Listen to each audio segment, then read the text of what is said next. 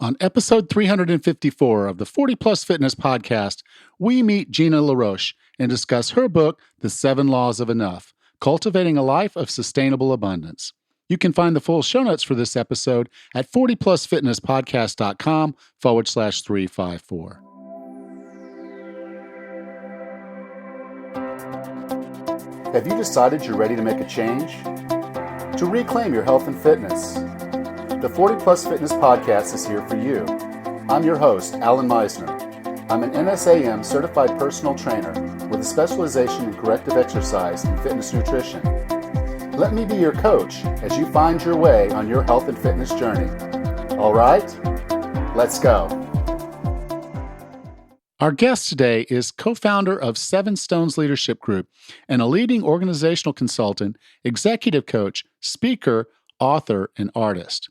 With no further ado, here's Gina LaRoche. So Gina, welcome to 40 Plus Fitness.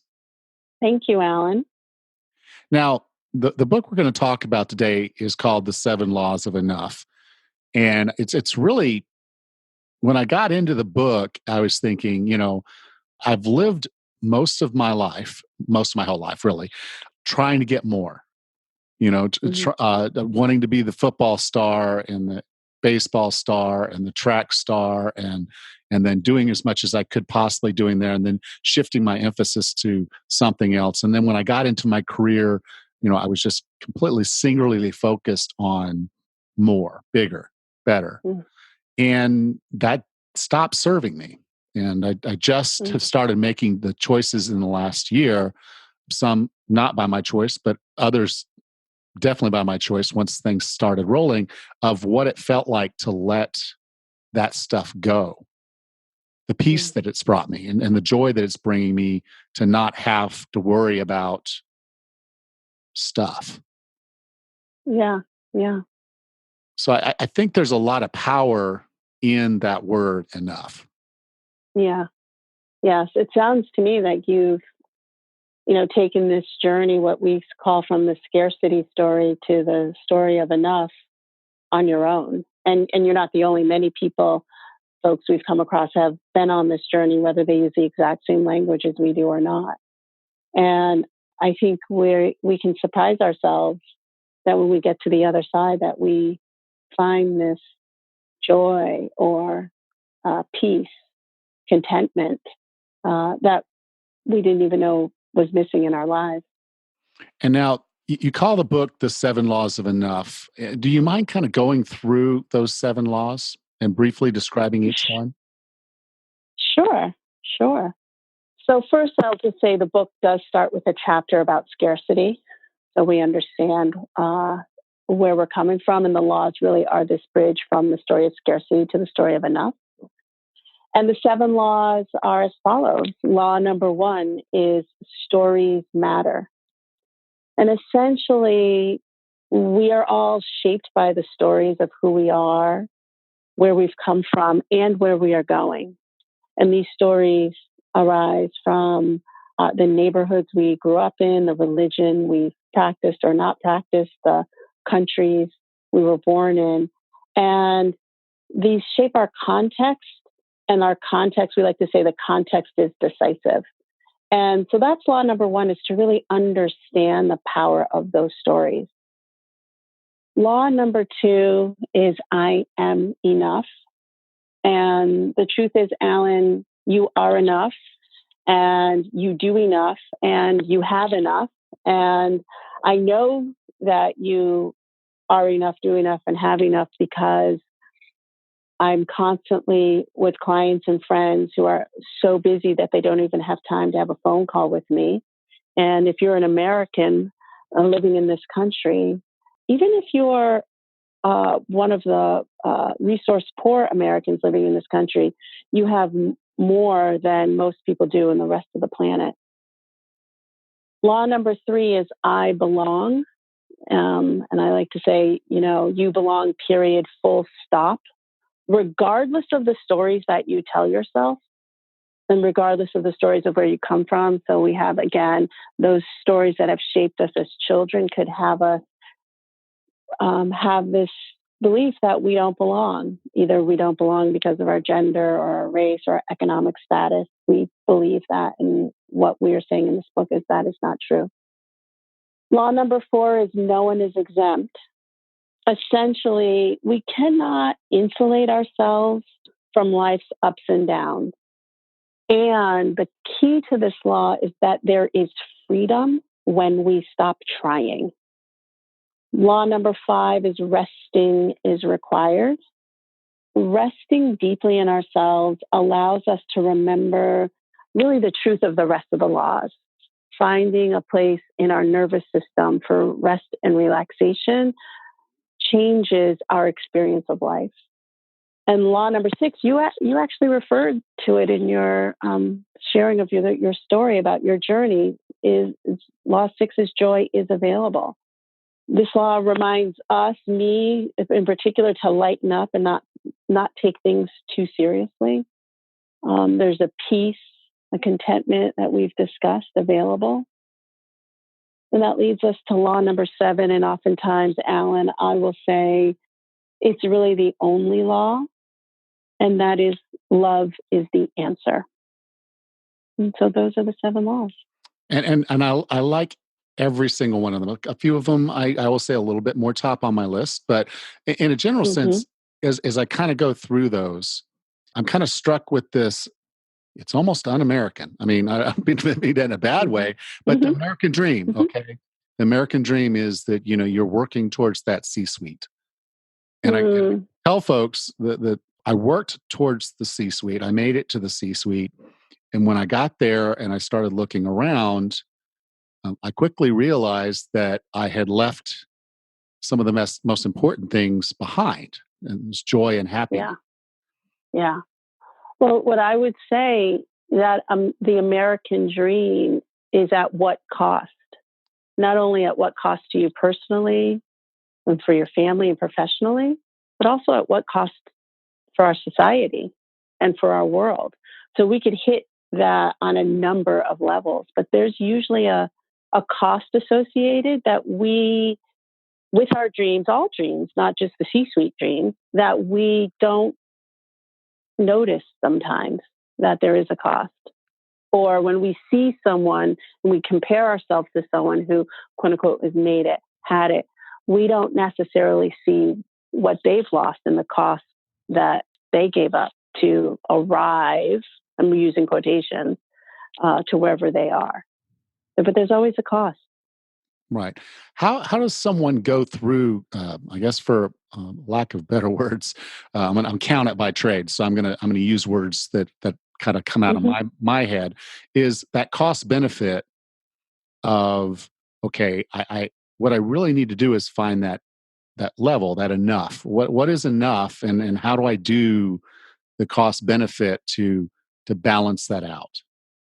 It's interesting. I think that enough definition is incredibly personal, but if you're in a relationship or in a family, it's also a family conversation and potentially a community conversation. I think if we were willing to have a national conversation and an international conversation, that would be interesting. But let's just start with the personal. We say that enough is a declaration. It's a possibility. It's a truth. It's a experience. It's not a single right definition. It's not necessarily a number even.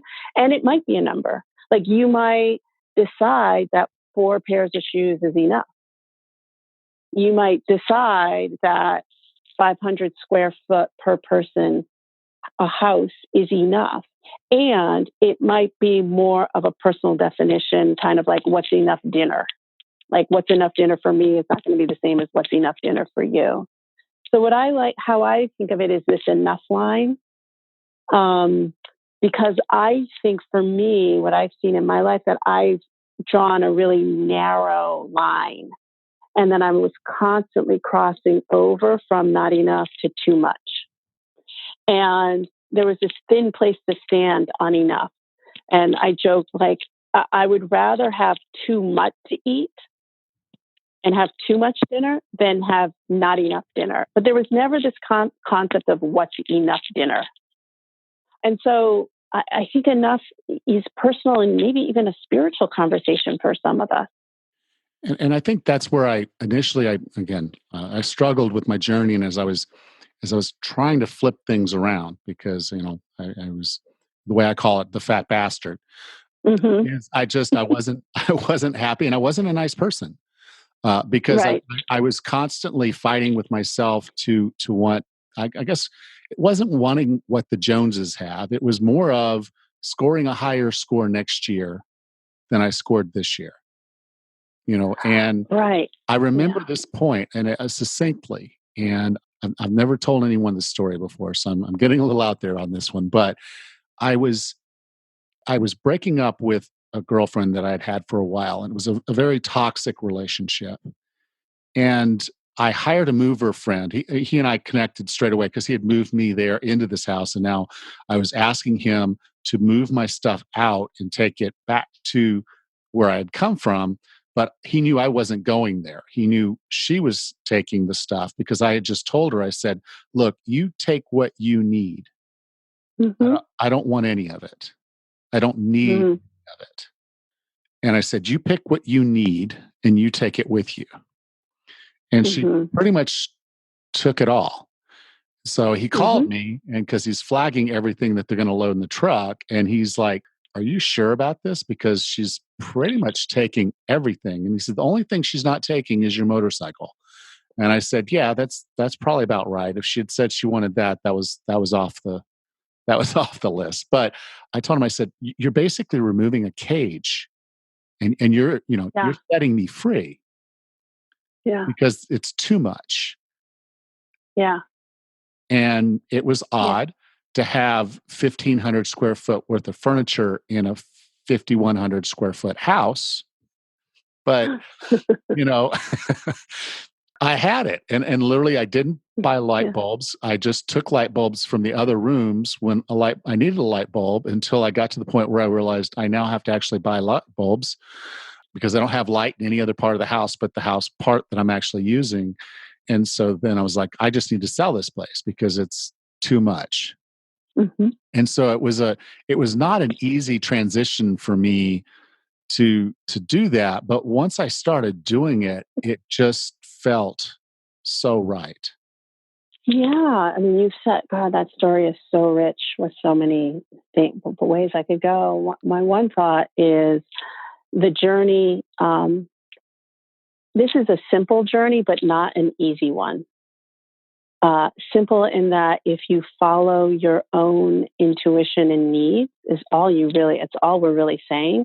And it's just not easy because society is telling us, to keep score, to track, to hit the C-suite, or whatever it is in our industry. And for you, in your journey, it was I assume a downsizing, moving from the larger house to something smaller. And for some people, it might be moving from a smaller house to a larger house because that's enough. Yeah. I lived in a very small cottage when my children were young. And then I realized I was going to have essentially three men over 6 feet tall living with me. And I thought we probably could use a little bigger space and more than one bathroom. And we moved to a bigger place. And then the children left. And now my husband and I are in a smaller place. So we are kind of expanding and contracting with the needs and what's enough in the moment. The other thing about your story, which I want to highlight, is this keeping score. And we like to keep score. We like to play sports. We like to keep score, whether it's with ourselves or with others. And one of our dear colleagues, Alan Rosenbluth, he made the movie called The Money Fix. He said to us this phrase that we measure what we treasure and we treasure what we measure. And so for me, what I like to offer to my clients, and I'll offer to you and your listeners, is if you want to know where your values lie, where you may have too much or not enough, is look at what you are measuring. And like you said, you were having this internal scorecard that you were kind of beating yourself with, and that wasn't serving you. And I love that phrase. We use that phrase too. It wasn't serving you. And so you made some important shifts in your life. Yeah. And I think that's where I really kind of went off kilter early in my life, was that I was sort of, like I say, I was raised in a scarce situation. I mean, we never had everything we wanted. We had everything we needed. But once I kind of got set off on my own, I just had this drive to get out of what I felt was scarcity. And then I lost the balance when I got into excess. And it took me a while to turn that around and recognize that, okay, I don't have to always have more. Sometimes having less feels good, and getting that balance. So when we're looking at this scarcity mindset, which you alluded to earlier, and then this, I'm gonna call it a drive towards excess Mm-hmm. that I think a lot of us have. Mm-hmm. And it Mm-hmm. takes us away from the joy in what we can have in our lives in other ways, typically because I worked the hours, I moved wherever the job took me. So I've Yeah. lived in 13 different states, and I haven't lived in the same state my daughter lives in since I would say 95, since she was Mm-hmm. 3. I've lived in a different Mm. state. And those were choices that I look back on now and wish I could take back in a sense. Yeah. I know that those lessons, I know those lessons were valuable to me for a lot of other reasons that I shouldn't want that. But it's kind of, how does someone balance that scarcity and excess story that we're telling ourselves? Well, first, I just want to say that you did grow up in scarcity in your childhood because you grew up in America, and America's story is a story of scarcity. So I do feel like we have a societal story of that there's not enough, and that we need to manifest our own destinies by ourselves with no one helping us to achieve, quote, the great American dream. And so you drink that story in from the time you're born. And I know you drink that story in because, there's been statistics that a 2-year-old knows more than 200 different brand logos and icons, and the 2-year-old can't even read. So that's what I mean by we're drinking in the scarcity story, even if we know it or not. One of my mentor and the person who introduced me to this conversation would say to all of us is that we are swimming in a sea of scarcity and we don't even know it. I think what you've also talked about, we call the myth. And actually, Lynn Twist is another colleague and mentor of ours who wrote this book called The Soul of Money. And in The Soul of Money, she distinguished the toxic myth of scarcity. And you've actually touched on them, Alan. The first is that there is not enough. There's not enough C-suite jobs. There's not enough jobs that you moved to 13 different states, right? Yeah. Myth number 2, more is better. Like more is always better. And quite frankly, more money is always, always, always, always, always, always better, right? And her myth number 3 is that's just the way it is. I'm sure at one point, I don't want to project onto you, but I'm sure at one point you're like, well, this is how life is.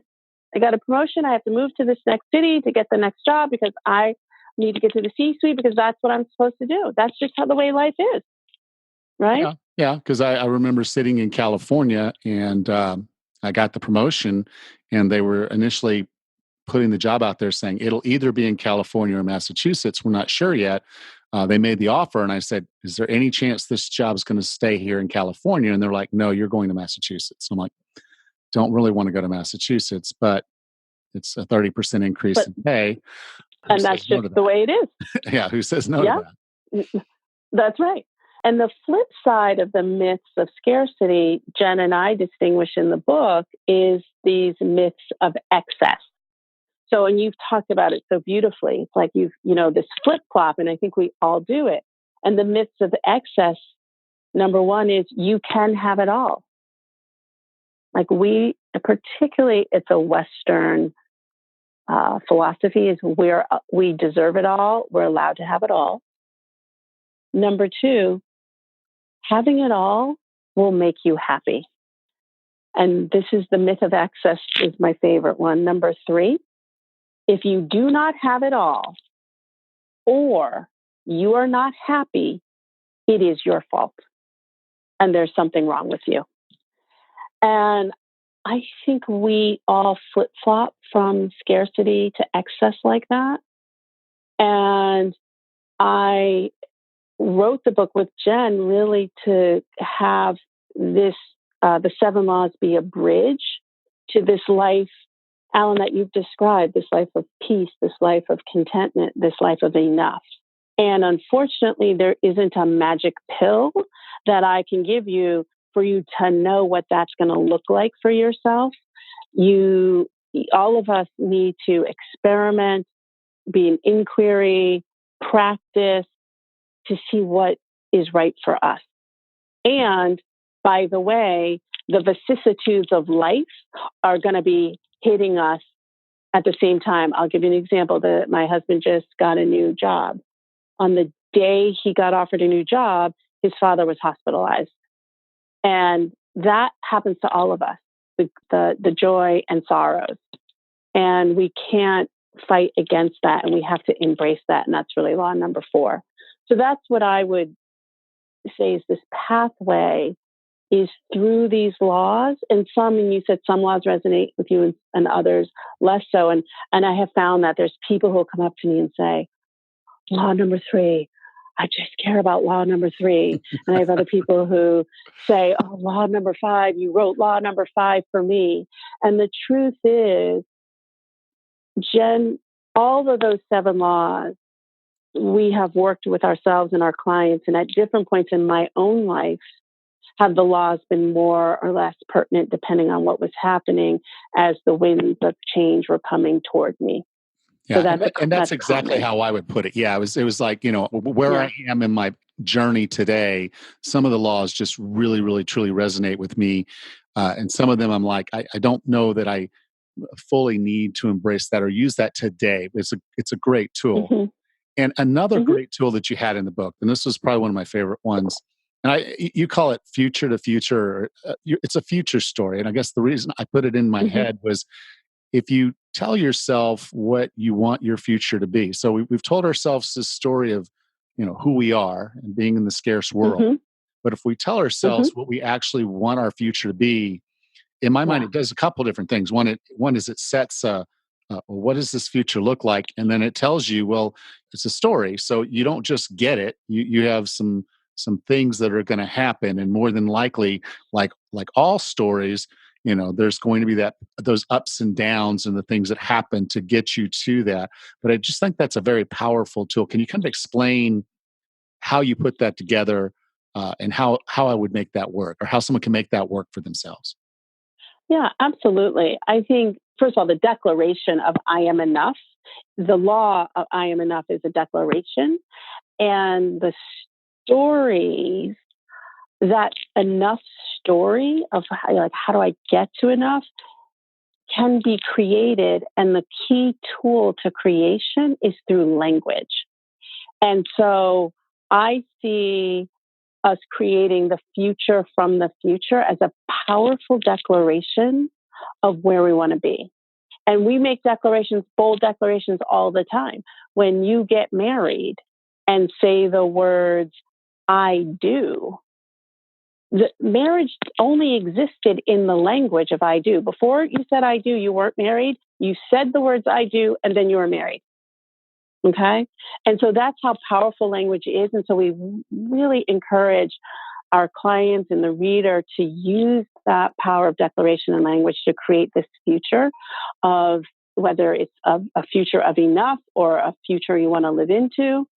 And how I would do that exercise is I would encourage you to sit down and pretend it's, maybe it's next November 2019, and you're sitting at a coffee shop with me or you or someone that you know, and you describe what has happened in your life like it's already happened. So if you wanted to train for a sprint triathlon, and that was, if you're thinking about it, okay, in 2019, I want to do a sprint triathlon. How you do this exercise is you would sit down and say, I've completed the sprint triathlon in June. I was satisfied with my time, really happy with how I trained, and felt pride when I crossed the finish line and so was there to greet me. So you would write that like it's already happened. And then obviously, once you write like how you see your life, then your actions, then you line up your actions and commitments to fulfill on that. So then you say, okay, well, if I want to complete a sprint triathlon in June, okay, well, that means I have to register for that in February. That means I'm going to have to start training and I don't know, Learn how to in swim. January and learn how to swim, join a pool, right? Get an indoor, I do happen to live in Massachusetts, so I need an indoor bike trainer or I'm going to join the gym. And you'll start to line up the actions, but not from this place of obligation, but from a place of creation. Yeah. So I encourage, it's an exercise we use. It's the first thing we do with every client who walks in the door. And I often do it with family members, big corporations. I'll look 10 years out. But that practice using language to create the future like it's already happened, it's very powerful.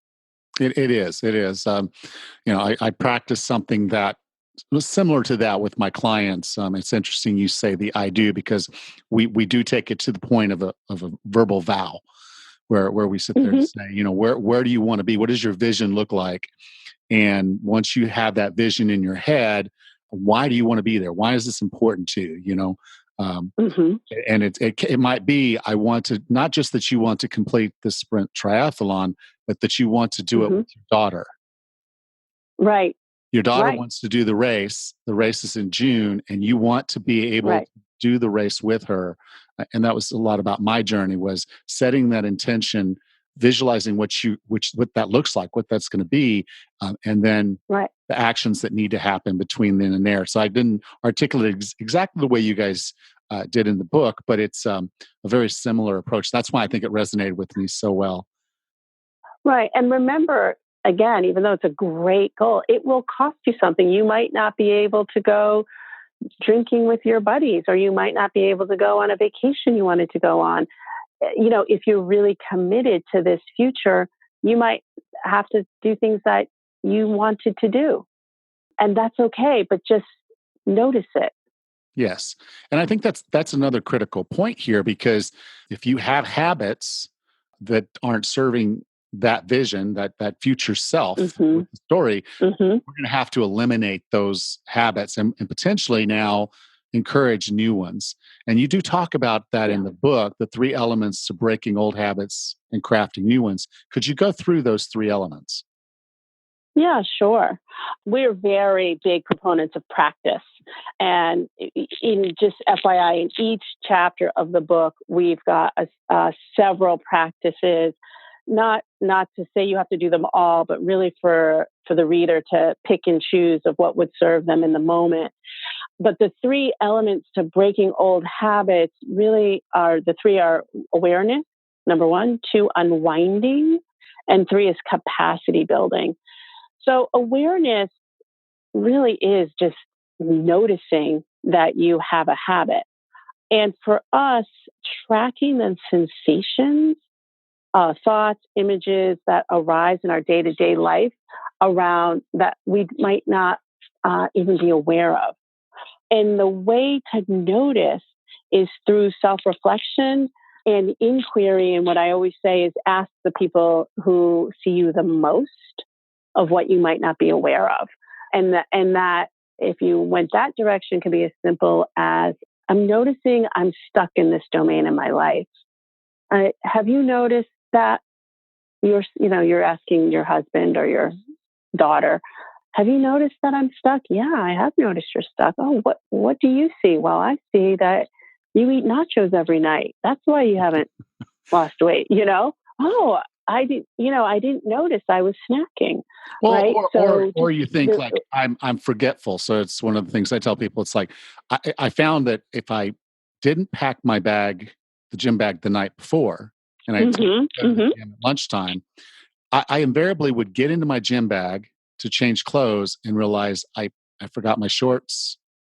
And then Mm-hmm. another day I forgot my shoes, Yep. or socks. And I'm like, I'm not going to Yep. wear my black work socks with shorts and tennis shoes that look hilarious. Right. I'll be that guy. And so it was almost like I don't know if I was mentally sabotaging myself by being Yeah. forgetful, but I didn't want to say, well, Yeah. okay, maybe I'm just forgetful. I want to use that as an excuse. So my self awareness was I need to put a strategy in place to make sure that doesn't Exactly. happen. So I packed my bag the night before. I do a full inventory Yep. and I leave it at the front Yep. door so I would have to trip over it to actually Right. walk out the door to get in my car. Right. And some people would say maybe you even have a checklist, that Yeah. inventory checklist. So you say, okay, the shorts, the socks, and you are physically checking it off. I remember I had this issue a long time ago. Mine was leaving the bag. So I would go out and put the bag in the trunk of the car the night before because putting it by the door wasn't even enough for me. So, but those strategies really help. The second element to breaking old habits really is unwinding and interrupting the behaviors. And that's what you're doing. You interrupted your normal behavior of just getting up and shoving things in the bag on your way out the door. You interrupted that. And what I offer to people, if you want to start a new habit or interrupt a habit, is tie it to a habit that you already are strong. So, for example, I like to teach people to bring mindfulness and meditation practice into their life. And so one of the things I do is I attach that to a habit they have. So if they're going to meditate at work, I might say, okay, you get to work, you park the car, and you take the key out of the car. Between the time you take the key out of the car and the time you open the door, sit and breathe and do 3 or 4 conscious breaths. Or if they have an office, I might say, go into your office, but between the door of the office and the computer, put your bag down, sit on the couch, set your timer for 5 minutes. So I like to put habits in, like I call it a sandwich, like put the new habit in between 2 habits you're already really good at. And that's what you've done. You're good at going to the gym. You had a nighttime routine. So you put this habit of packing your bag like a sandwich in between of your nighttime routine and getting to the gym. Yeah. Does that make sense? Yes, it does. It does. Yeah. And then finally, it's just really capacity building. And you might need to hire somebody to help you to do the capacity building. And this is more, I guess, if you really wanted to create a habit of, of fitness and wellness. And let's say you were really good at cardio, but you were horrible at strength training. So the capacity building, so you were aware, you scheduled the strength training in your calendar and you actually were going. But the truth is, you really don't know enough about strength training. You might have to hire someone to build the capacity to do that strength training. And that could be a one-time session or for a week or a month, or you might hire someone to work with you over time. But it really takes patience and repetition to produce those lasting results. It does. Then the capacity building it could also be a buddy. So I don't want to think you don't have to hire someone, but it could also be a buddy. Like you meet somebody and you work with them. Yeah, because there's a level of accountability and trust that happens when you either have a workout buddy or you hire a trainer. And yes, there were points in time where I sat there and I knew I wanted to accelerate in one fitness modality or another. When I get in those moments, I'm like, okay, I'm going to go faster, smarter, and I'm not going to be self-limiting if I hire a coach. And so there are even periods where I didn't need a coach to tell me how to do what I was going to do, but it was just really good for me to have that person there. Exactly. I mean, the things I'll use an example from my own life. I started going to yoga, people were doing yoga practice. I went to yoga and I moved and I actually joined a yoga studio and I go to yoga. And about 2 years in, the yoga teacher would, be correcting me and saying things. And I'd be like, you know what? Why don't I hire the yoga teacher for a couple of private one-on-one yoga sessions? So it wasn't forever, but I realized that I had this interest in this domain of yoga. I was going to it, but I never really had someone take the opportunity to look at my body, my shape, my moves, and do some correction and to build my capacity to be a yogini. That was a desire of mine. So, as you said, and then, and now I actually don't even go to a yoga studio this very second.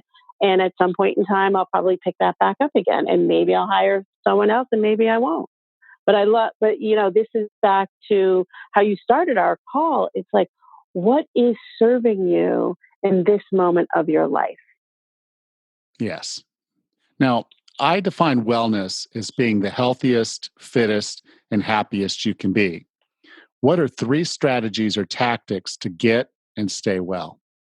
Alan, it's an interesting question. And I think I'm going to go a little esoteric on you. I think the first is actually to declare that you deserve to be well. I am a mother, a wife, a business partner, sister, daughter, granddaughter, etc. And I notice that I often sacrifice my wellness to care for the people I love.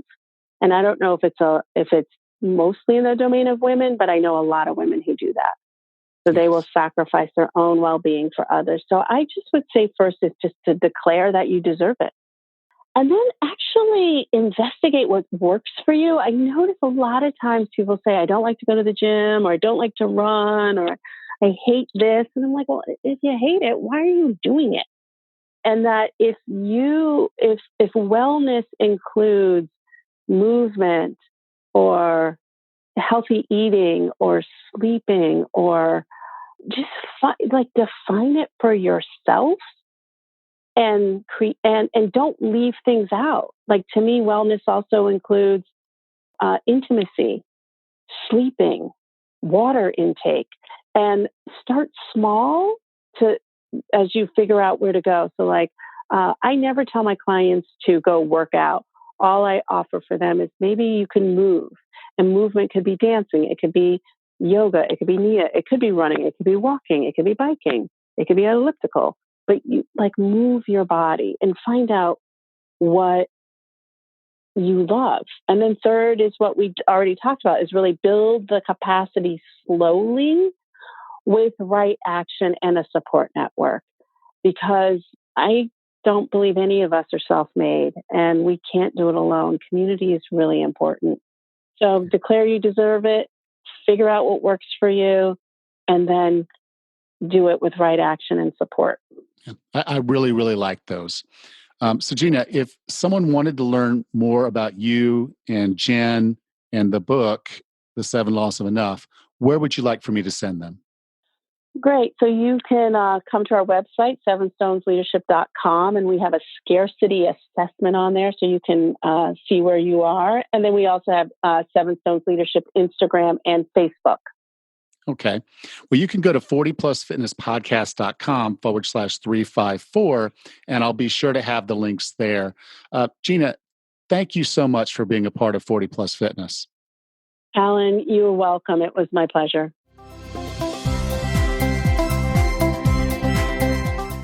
I imagine at this point you have no doubt whatsoever that Gina's message really does resonate with me. We're going through some things here in the Meisner household with my wife effectively retiring, and we're going to move down to Panama soon. We're probably about a week, 2 weeks away, probably about 2-3 weeks away from putting our house on the market. We've been in the process of selling a lot of our stuff. And it actually feels great. I mean, she can put her car in the garage. How crazy is that? Yeah, we're those folks. Anyway, and I still have my gym. So that's win-win for us. But anyway, as we look at what enough means for us, we're getting into the season of Thanksgiving. That's part of the reason why I was really happy to be able to bring Gina on now to talk about the 7 laws of enough. We're fast approaching that time of year, at least in the United States, where we do the Black Friday sales, and people are buying gifts for themselves and for others. And so it's kind of this very, very big commercial season. In fact, most commercial brands make or break their season in this next 6 weeks or so. And so, as you go into this year's season, I really want you to think about going into it with more of an aspect of gratitude and experiences. And I know there's going to be people in your life that, well, they need a new TV, or they need a new blender, or they need this new doodad, or this new iPhone. I get that. I'm not poo-pooing that at all, but I really start doing a little bit of mindfulness and gratitude and thinking about how you can make this season of commercial a little less commercial and a little more personal.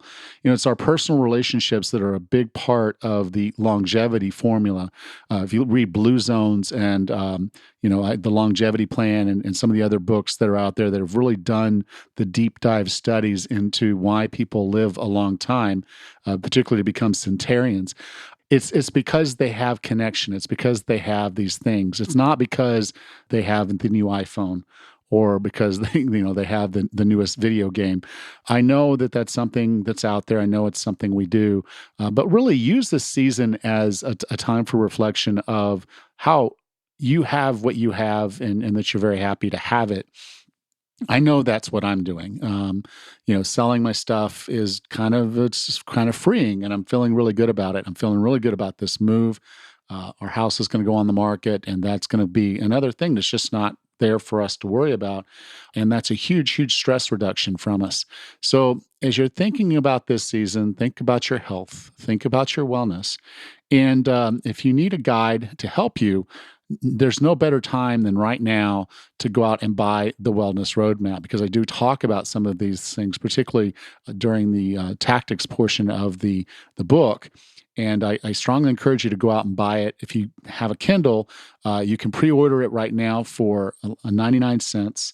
And all I ask is that you leave a rating and review when it's available. The book goes live December 4th, and it's my goal, and I'm working very hard towards that goal of having the paperback, hardbound, ebook, and the audiobook all available for that December 4th launch. I'm doing my best with that. Immediately, as soon as I know that I've gotten all of my ducks in a row with Amazon, I'll be turning around and trying to make this available on some of the other e-readers and audiobook vendors. So bear with me. It may not be available on Apple Books, Apple Podcast, Audible, and those types of, it'll be on Audible, but there's going to be probably some places where you get audiobooks or get ebooks, and it might not be there. Please bear with me. Send me an email, alan@40plusfitnesspodcast.com. Let me know if there's a particular e-reader or audiobook vendor that you use. If you want to go help me do a little bit of research and getting some of this stuff done, that'd be great too. I'm working towards getting that done. I'm finding some vendors that help do that stuff as well. So I'm doing my research, but I've got to get it all in a row with the Amazon platform first, because that's the big gorilla in the room. And once I get them settled and I know that everything's in place there, I'll be shifting. So if there's a particular source you need it from, please let me know, and I'll do my very, very best to get it there for you. I really do appreciate you being a part of the 40 Plus Fitness podcast. I wouldn't do this if I didn't know I was reaching you and helping you. So thank you for that. That's my gratitude going into this season, is you. You listen to this podcast, and I can't say thank you enough for that time, for you giving that time to me, because I know that your time is the most valuable asset that you have. And for you to spend that with me, it really does. It means a lot to me. So whether you're from the United States or not, have a happy Thanksgiving or a thankful period of time, at least for the next week or so. Try to avoid the commercialism, and use this time of year for more connection and more personal involvement with the lives of others. And you're going to feel a lot better by doing so. So thank you. Next time on the 40 Plus Fitness podcast, we meet Chris Ward and discuss his book, Chris Beat Cancer. Until then, have a happy and healthy day.